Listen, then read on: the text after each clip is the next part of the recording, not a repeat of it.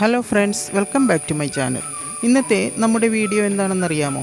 എല്ലാവർക്കും സിമ്പിളായിട്ട് ചെയ്യാവുന്ന ഒരു വീഡിയോ ആണ് കേട്ടോ ഇന്ന്. അതെന്താണെന്നോ, പോം പോം ബ്ലാങ്കറ്റ് ലൂം ഫ്രെയിം എന്നാണ് ഇതിന് പറയുന്നത്. നമുക്കതൊന്ന് ഉണ്ടാക്കി നോക്കിയാലോ?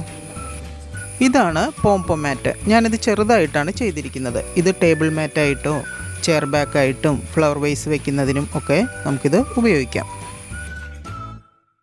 ഇത് കുറച്ചുകൂടി വലുതാക്കി ചെയ്താൽ പല ആവശ്യങ്ങൾക്കും നമുക്ക് ഉപയോഗിക്കാം കേട്ടോ. കുട്ടികൾക്കുള്ള ബ്ലാങ്കറ്റ് മുതൽ ബെഡ് കവർ വരെ ചെയ്തെടുക്കാം.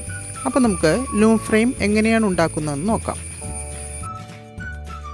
ഇതുപോലെ മരത്തിൻ്റെ 4 പീസാണ് നമുക്ക് ആവശ്യം. ഇത് മോഡൽ മാത്രം കാണിക്കുന്നതിനായതുകൊണ്ട് ഞാൻ ചെറിയ ലൂമാണ് കേട്ടോ ഉണ്ടാക്കുന്നത്. സ്ക്വയറോ റെക്റ്റാങ്കിളോ ഏത് ഷേപ്പ് വേണമെങ്കിലും നമുക്ക് ചെയ്തെടുക്കാം.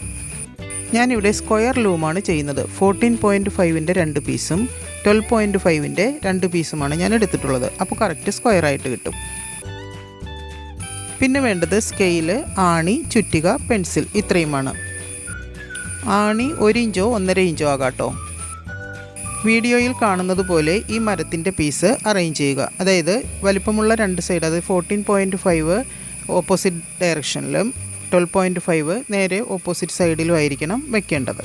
അതിനുശേഷം ഫെവിക്കോൾ ഉപയോഗിച്ചോ അല്ലെങ്കിൽ ആണി ഉപയോഗിച്ചോ 4 വശവും നമുക്ക് ഫിക്സ് ചെയ്യാം. ഞാനിത് ഫെവിക്കോൾ ഉപയോഗിച്ചാണ് ഫിക്സ് ചെയ്തിരിക്കുന്നത് കേട്ടോ. അതിനുശേഷം നമ്മൾ ജോയിൻ ചെയ്ത ഭാഗമുണ്ടല്ലോ, അവിടുന്ന് ഒരു 4 ഇഞ്ച് വിട്ടതിന് ശേഷം ഓരോ ഇഞ്ച് അടയാളപ്പെടുത്തുക.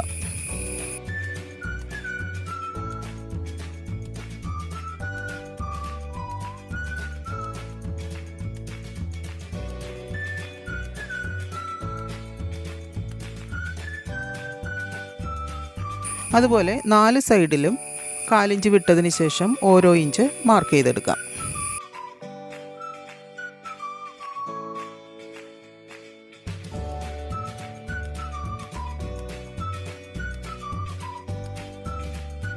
ഇപ്പോൾ നമ്മൾ ഓരോ ഇഞ്ച് വെച്ച് അടയാളപ്പെടുത്തിയിട്ടുണ്ട് അല്ലേ?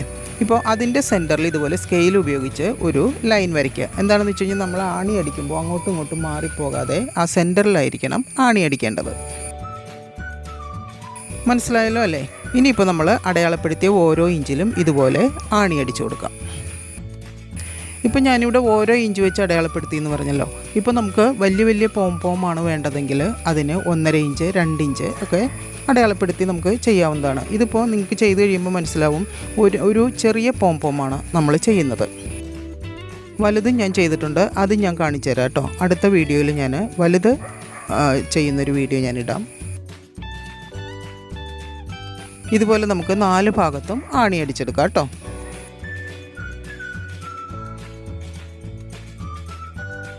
അങ്ങനെ നമ്മൾ 4 ഭാഗത്തും ആണി അടിച്ചെടുത്തിട്ടുണ്ട്.